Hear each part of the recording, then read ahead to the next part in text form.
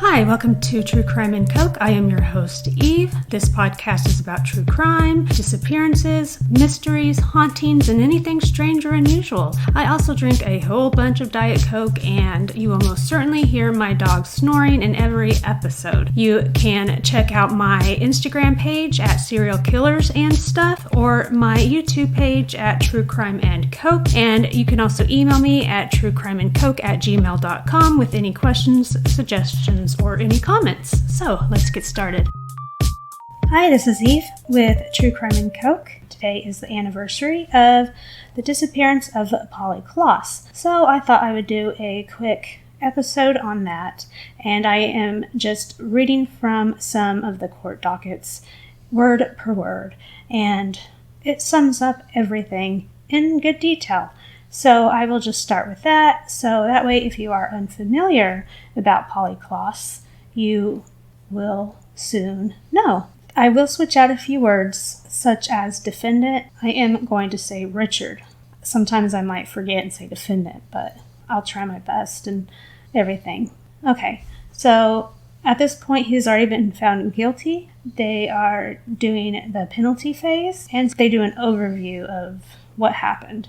And this is the prosecution's case. They said the defendant's release on parole was June to October of 1993. Richard Allen Davis, who had a long criminal history that included convictions for assault, burglary, kidnapping, and robbery, was paroled from state prison on June 27, 1993. In early July 1993, Richard gained admission into the Turning Point shelter in San Mateo, a transitional housing facility for the homeless. While at Turning Point, Richard initially worked at a precision sheet metal company, then later as a painter. On the weekend of August 21st to the 23rd, 1993, Richard took a bus to visit his sister and brother-in-law, Darlene and Richard Schwarm, who lived on the Coyote Valley Indian Reservation in Ukiah. And again, I'll apologize in advance, I'll pronounce lots of things wrong. The bus stopped at a depot in Petaluma near Walnut Park and Wickersham Park, which were frequented by transients and drug users. The same weekend, defendant bought Richard Schwarm's 1979 Ford Pinto hatchback, after which he quit his job. He used the car to make several trips to Ukiah, UKIAH, to visit the Schwarms from September through November of 1993. During this period, Richard told an employee at Turning Point that he had gone to Petaluma to look for his mother, and on 2 different occasions he told one of his employers that he was visiting family in Petaluma. At least 4 witnesses saw Richard loitering around Walnut Park and Wickersham Park in Petaluma in August and September of 1993. Richard stood out because of his disheveled appearance, his yellow headband, his heavily tattooed arms, his public drinking, and his peppered gray hair and beard. On at least one of these occasions, he was seen drinking and laughing in the park with his sister Darlene. Either on September 30th or October 1st, 1993, Richard entered the Seductions adult store in Ukiah and bought a blue Rough Rider condom that the proprietor, Jeanette Turner, was pretty sure was studded or ribbed. Part B, the disappearance of Polly Klaas, October 1st, 1993. Eve Nickel lived with her daughters, 12-year-old Polly Klaas and 6-year-old Annie, in a small 3-bedroom house in Petaluma near Walnut Park and Wickersham Park. On Friday, October 1st, 1993, Polly had a slumber party at her home with 2 classmates, 12-year-old Kate M. and 12-year-old Jillian P. Jillian arrived between 7 and 7:15 p.m. After a few minutes, she and Polly walked to a nearby convenience store, bought popsicles, and returned home. Their walk took them past Wickersham Park. Just before Kate arrived, Jillian and Polly went out to the front doorstep to wait for Kate. Between 8 and 9 p.m., Kate arrived with her mother. As Kate's mother got back into her car, which was blocking the sidewalk, she saw a man walking straight at her vehicle as if he was going to crash into it. So she jerked her car forward. The man wore dark clothing. He had rather bushy gray and brown hair, possibly swept back in a ponytail, and he was carrying something that looked like a bag. 13-year-old Kamika Milstead, a nearby resident, saw Richard get out of his car and head down the same sidewalk carrying a bag or a box. Meanwhile, the three girls played in Polly's bedroom. As Halloween was a few weeks away, Kate, who was dressed as a hippie, and Jillian applied makeup to Polly's face to make her look dead. Polly later changed into a white cotton denim skirt and a pink blouse that was tied into a knot in front and removed most of the makeup. Around 10 p.m., Nicole told the girls not to stay up too late and to keep the noise down as she and Annie were going to bed. Nicole went to her bedroom, which was separated from Polly's bedroom by a bathroom and another bedroom. She read in bed for a few minutes with Annie next to her, and she and Annie then fell asleep. Side note, Eve, Nicole, and Polly's father, Mark Klaas, had divorced in 1984. From 10 to 10:30 p.m., the three girls played board games and video games. Around the same time, nearby resident Talia Miller was returning from a movie with her uncle. As her uncle was about to drop her off, Talia saw Richard carrying a duffel bag and walking toward her house. Because Talia was leery of homeless people, she asked her uncle to wait until the scary-looking defendant passed the car. As Richard passed, he looked into the car and slid his hand over his face as if to conceal it. Richard was wearing dark clothing. He had combed back collar-length dark hair and a gray patched beard. Around this same time, Sean Bush, Aaron Thomas, and Thomas's girlfriend were watching a movie in Thomas's granny's unit behind Polly's home. While Bush smoked a cigarette in Thomas's doorway, he could see Thomas's bathroom, which was separately located on Nicole's back porch. At around 10:30 p.m., Bush saw Richard walking calmly and slowly up to the stairs to Thomas's bathroom. When Richard noticed Bush looking at him, he turned his head away and reached for the bathroom door. Bush described Richard as a stocky with very thick and wiry hair that was styled straight back and lighter on top than on the bottom. Unaware that anything unusual was occurring, Bush resumed watching the movie. Meanwhile, the girls decided to set up their sleeping bags. When Polly opened the bedroom door to retrieve the sleeping bags, she discovered Richard in the doorway holding a knife and a bag. Richard said, "Don't scream or I'll slit your throats," and promised not to hurt them if they did what he said. He told the girls to lie face down on the floor and not to look at him. Jillian and Kate initially thought the defendant was a friend of Polly or her family who was engaged in a prank. Richard asked, "Where is the valuables?" He repeatedly told them not to be scared and he was only doing this for the money. Richard wondered aloud why there were so many people present and expressed surprise when Polly told him that her mother was in the house. Polly said there was money in her jewelry box and asked him not to hurt her mother and sister. Richard was calm at first, but he sounded more frantic as events unfolded.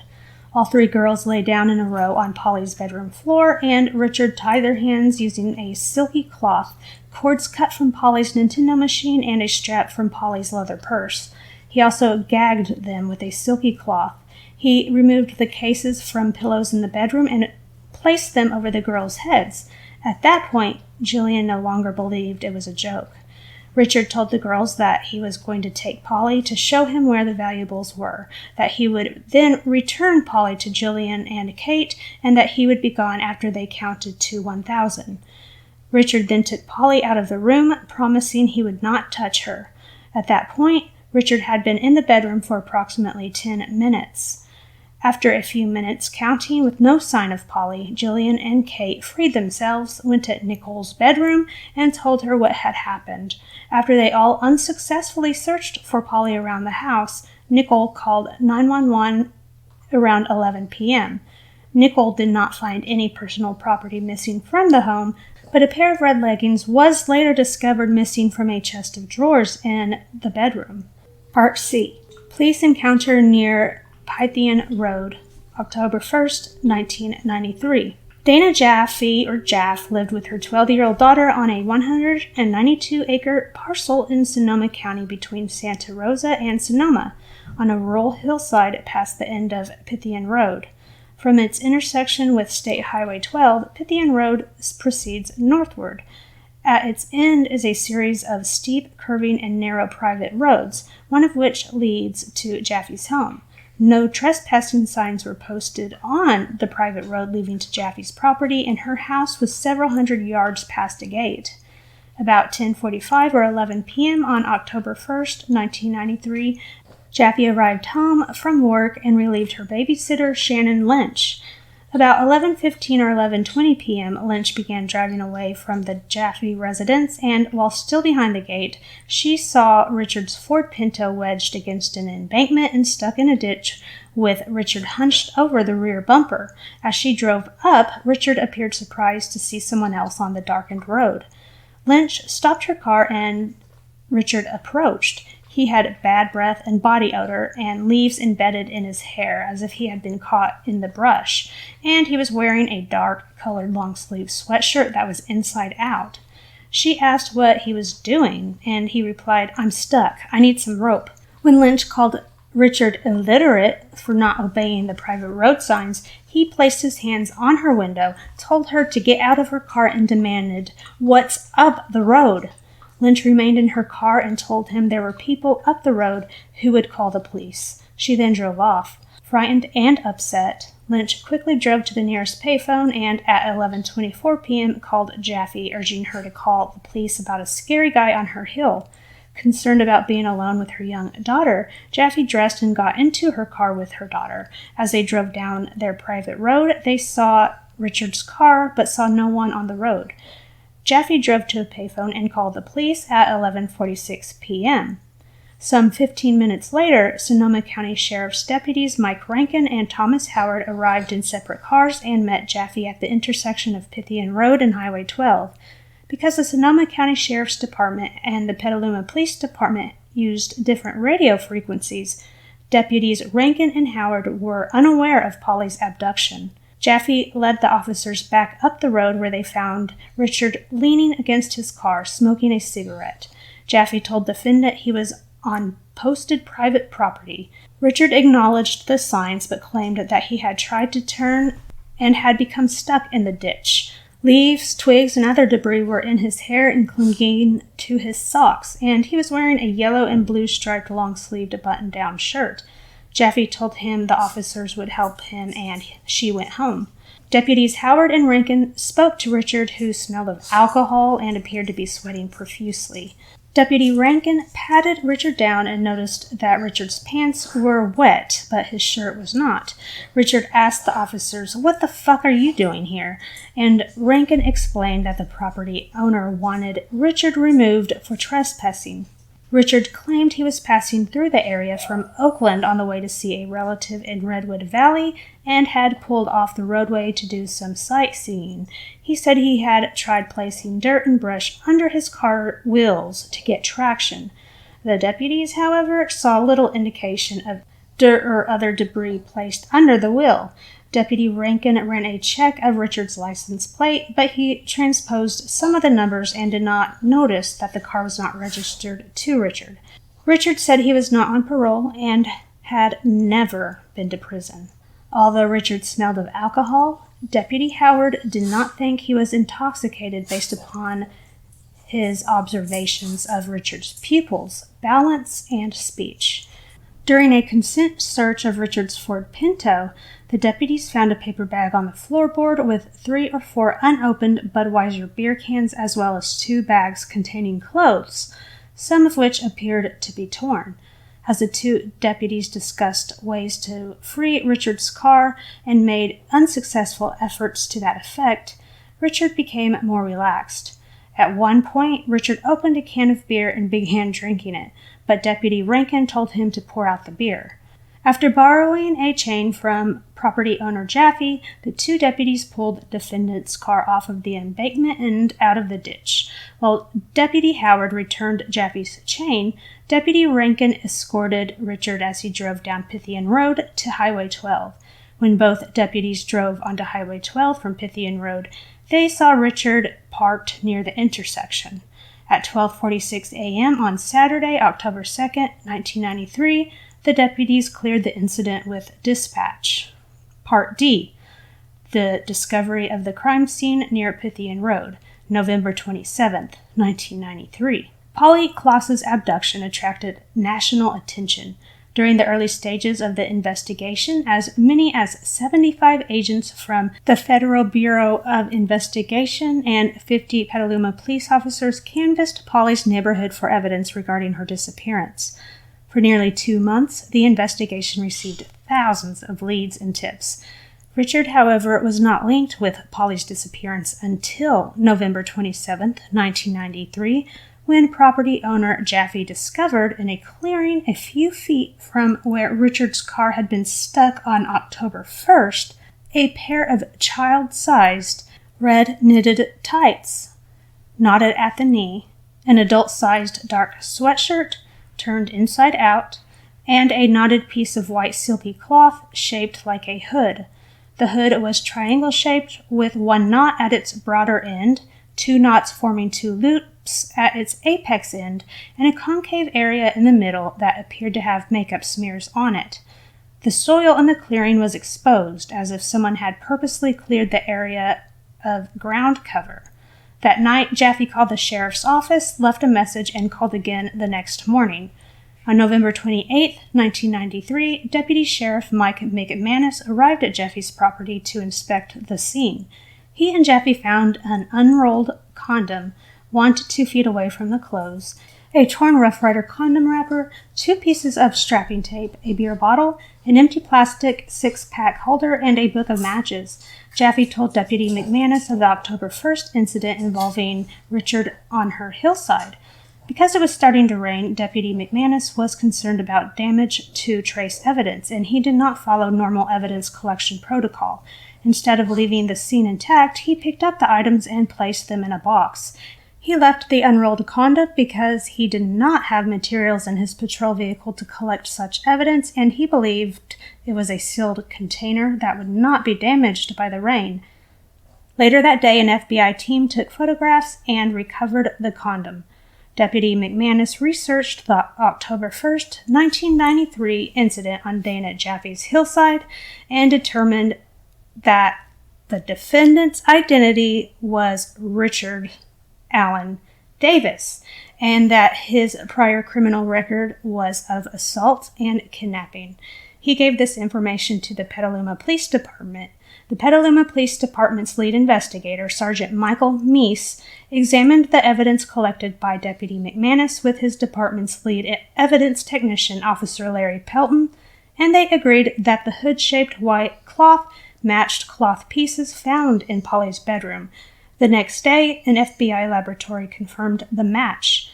The Petaluma Police Department learned that the defendant was a parolee who had an outstanding parole violation warrant against him based on an October 19, 1993, drunk driving arrest in Mendocino County. Richard's parole officer told them that Richard was at his sister's home in Ukiah, Part E. Defendant's arrest and confessions, November 30th to December 6th of 1993. On November 30th, 1993, Petaluma police officers and FBI agents arrived at Richard's sister's residence in Ukiah and arrested him without incident on the parole violation warrant. They also seized Richard's car and personal belongings. Richard had shaved off his beard.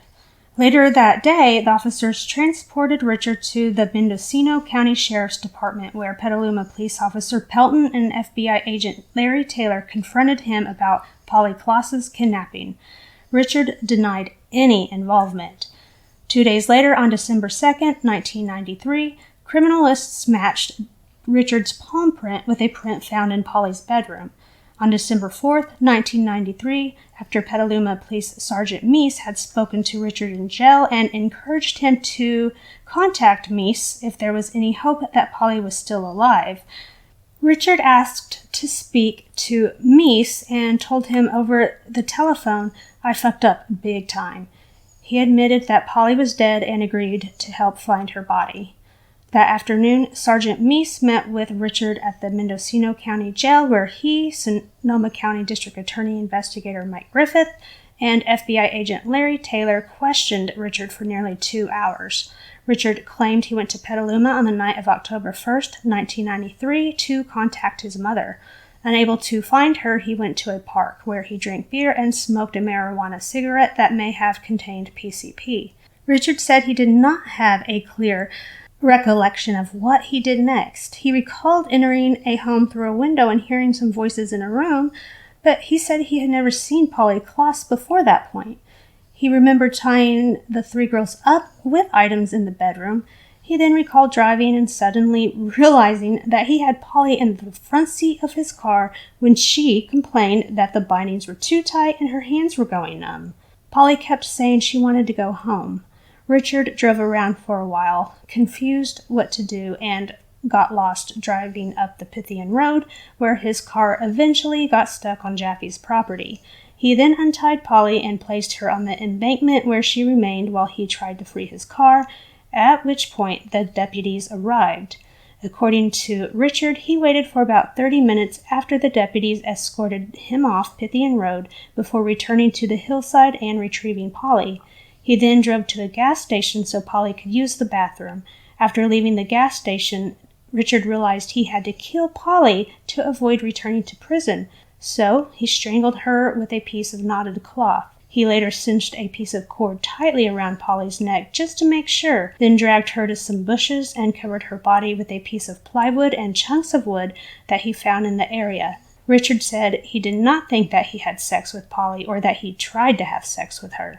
That same evening, Richard, accompanied by Petaluma Police Sergeant Meese, FBI Agent Taylor, Sonoma County District Attorney Investigator Griffith, and other law enforcement officers, retraced his route after Polly's kidnapping. When they arrived at Dutcher Creek Road, located 100 feet from Highway 101, just south of Cloverdale, Richard pointed the officers to the direction of Polly's body. Polly's badly decomposed body lay under a piece of plywood and other pieces of wood in an area covered with thorny blackberry briar, thick underbrush, and debris. Her skeletonized skull lay a short distance from the rest of her body, probably as a result of animal activity. Much of her body had skeletonized, including her entire abdominal cavity, with soft tissues and organs all absent, but some portions of the body, including her limbs, had dried in a mummified state. Polly's remains were partially covered by the nightgown Jillian P. had brought to Polly's slumber party, according to an FBI agent who observed her body. The nightgown was pulled up and inverted under her arms, which were folded across her lap. Her pink blouse was untied, and her white miniskirt had been pulled up to her chest, but she was still wearing her bra and panties. Her legs were spread outwards, bent at the knees and hips, which suggested that the body had not been haphazardly thrown into the brush, or that rigor mortis had previously set the legs in that position. Strands of Polly's hair, located separately from her body and skull, had a braided rope and a knotted cloth tangled within them. The examining pathologist, Dr. A.J. Chapman, testified that the cause of Polly's death was unascertainable because of the condition of her body, but that the rope and knotted cloth could have fit around Polly's neck and might have been used to strangle her. During the autopsy, when members of the FBI's evidence response team examined the remnants of Polly's panties with an alternative light source, a stain showed up, indicating the possible presence of semen. Further forensic testing, however, did not detect any semen at that location, which meant either that semen was never present or that it was present but had been degraded so as to be unidentifiable. After returning from the Dutcher Creek site on the night of December 4th, Richard again described how he had strangled Polly with a piece of cloth. He added that when he eased up on the cloth, he thought he heard her groan, so he tightened up the cloth again and tied a knot. He then tied a cord around her neck and waited for Polly's movements to stop, which he described as taking forever. On December 6, 1993, Petaluma Police Sergeant Meese and FBI Agent Taylor questioned Richard again and confronted him with the evidence that he had sexually assaulted Polly before killing her. Sergeant Meese told Richard that they found semen during an examination of Polly's remains. When Richard asked where the semen was found, Sergeant Meese responded, "On the body," to which Richard replied, "Not in her, though." Richard denied sexually assaulting Polly. When asked how semen could have wound up on Polly's body, Richard replied, "Look, I told you, at least it wasn't in her." He added, "What I'm trying to tell you is that in my mind, at least, I didn't try to stick my dick in the fucking little girl." When pressed against about the semen again, Richard responded, "That's something that I'm going to have to live with and run through my mind over and over and over and over again." He also claimed it was a load off his mind, and he was glad when FBI agent Taylor told him that semen was found on Polly, but not necessarily in her, because he did not want that hanging over him. Richard expressed concern that he would be mistreated in prison if other inmates considered him a child killer and molester. At the end of the interview, Richard said, "I have to see what comes out of forensic. Hope nothing comes up. Hope nothing's in there."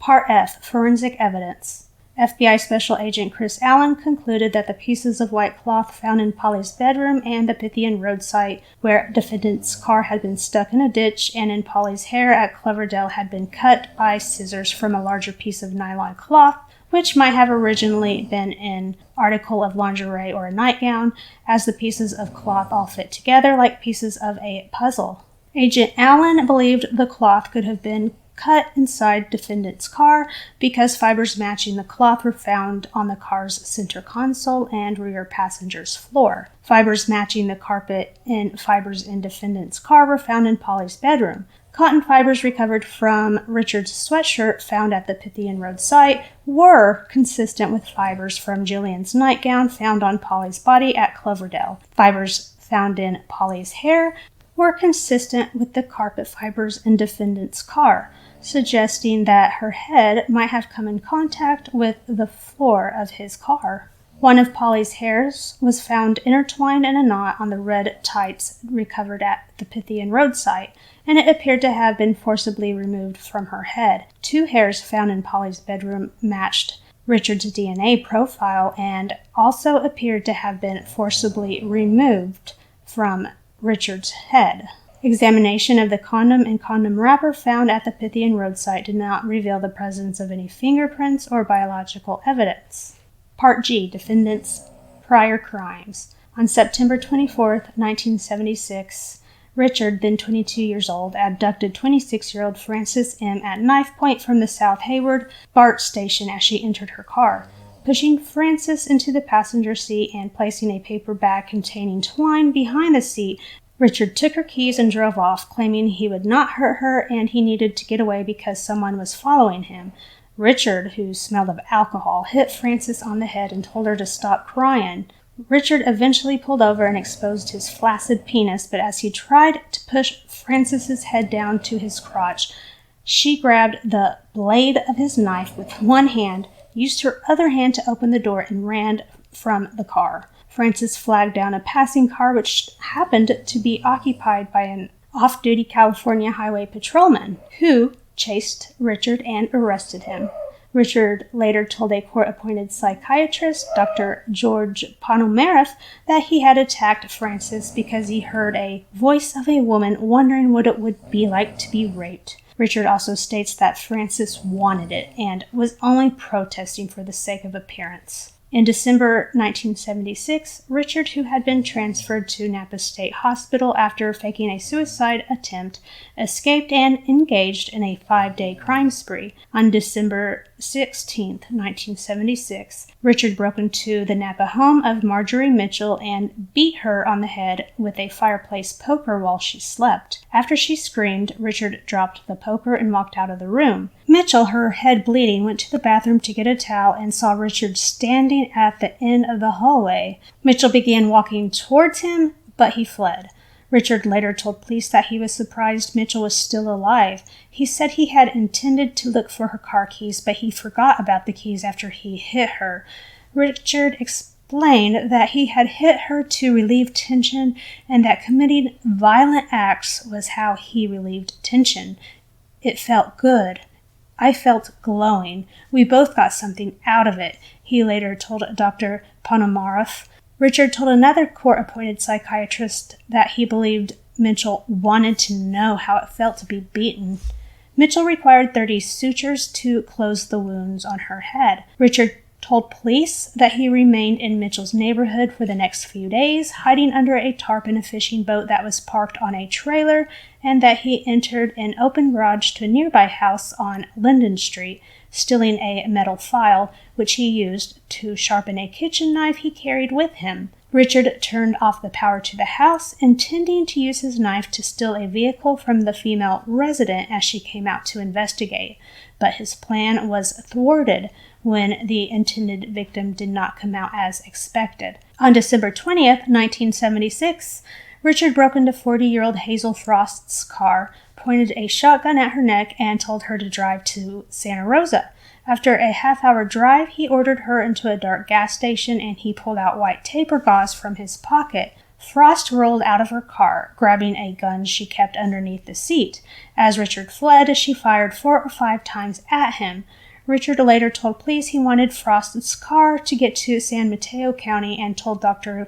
Ponomareff that before his attack on Frost, he had again heard the voice of a woman wondering what it would be like to be kidnapped and assaulted. He told another court-appointed psychiatrist that he had decided he would have some fun with a lady and assumed that from her attire and her single status, she was looking for the same. On December 21st, 1976, Josephine Krieger, a bank employee, returned to her La Honda home in San Mateo County and discovered it had been ransacked with some of her jewelry and coins missing. Responding police officers found Richard hiding under a bush with an unloaded shotgun on the ground next to him and 2 knives on his person. Richard admitted he had burglarized Krieger's home. He explained that he had intended to wait for the residents to return home, at which time he planned to tie them up and steal their car, but that he gave up on the plan when more people than he expected came home. Richard later also told Dr. Ponomareff he thought there were people inside the Krieger home who wanted to be tied up. Richard told a court-appointed psychiatrist that he masturbates twice daily while thinking of the female victims of his past crimes and that he imagines tying them up. The prosecution introduced evidence of Richard's convictions for the crimes against Francis M., Mitchell, Frost, and Krieger. The prosecution also introduced evidence of Richard's convictions for 3 second-degree burglaries occurring in the summer of 1973, May of 1974, and December of 1976, receiving stolen property in December 1976, armed burglary and kidnapping in November 1984, and attempted armed robbery in March of 1985. Part H. Paraphilia. Dr. Park Elliott Dietz, clinical professor of psychiatry in the biobehavioral sciences at the University of California, Los Angeles School of Medicine, testified as to a sexual disorder known as paraphilia. He explained that paraphilia, a classification in the American Psychiatric Association's Diagnostic and Statistical Manual of Mental Disorders, 4th edition, is defined as a continuing preference for some unusual sexual object. And that means that individuals who are aroused sexually by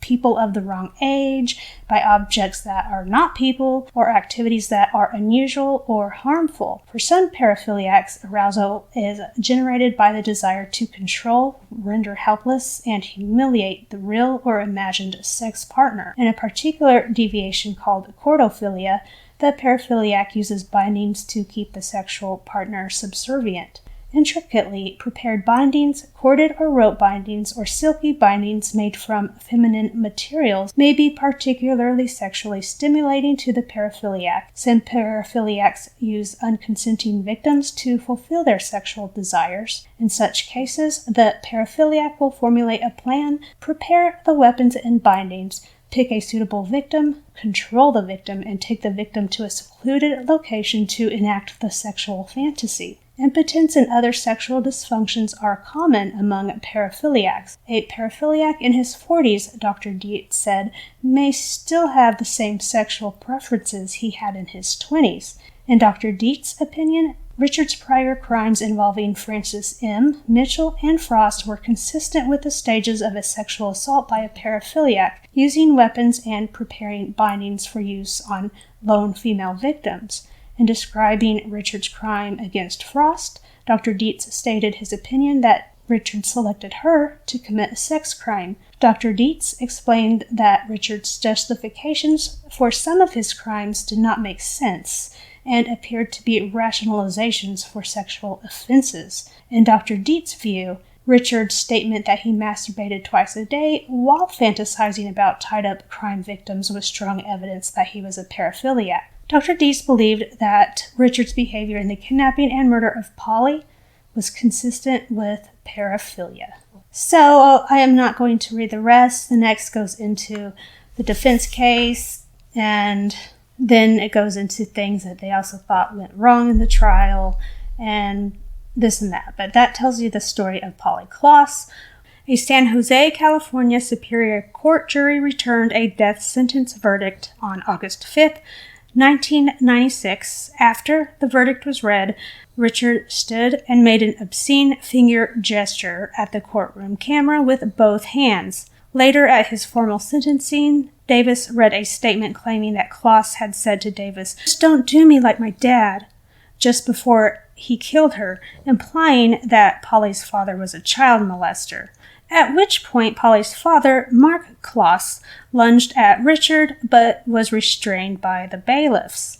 So you can't really blame the dad for that. He is currently on death row at San Quentin State Prison, California. Polly Klaas's father went on to create the Polly Klaas Foundation, which helps to bring children home, helps trafficked children, missing children, and you can check it out on pollyklaas.org. So that is the end of this episode. Have a good evening.